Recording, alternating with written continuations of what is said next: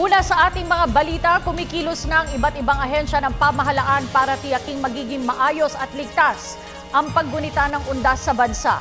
Ito ay alinsunod na rin sa direktiba ni Pangulong Aquino. Narito ang ulat ni Elena Luna. Inatasan na ni Pangulong Aquino ang mga kinauukulang ahensya ng pamahalaan na tiyakin ang maginhawa at ligtas na pagbiyahe ng publiko ngayong undas. Sa statement ng palasyo, kumikilos na ang Metro Manila Development Authority gamit ang karagdagan nilang mga units para maging magaan ang daloy ng traffic. Nananatili namang nakaalerto ang PNP para sa seguridad ng mga terminal at sementeryo. Inilunsad na rin ng DOTC ang Oplan Ligtas Biyahe Undas 2013 para matiyak ang ligtas at maaasahang transportasyon.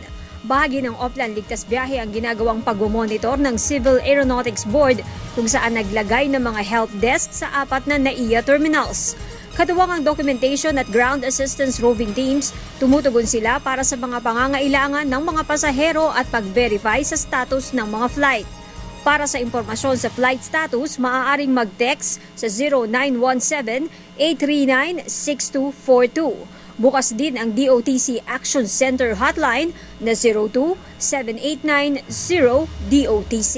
Para sa Telebisyon ng Bayan, Elena Luna.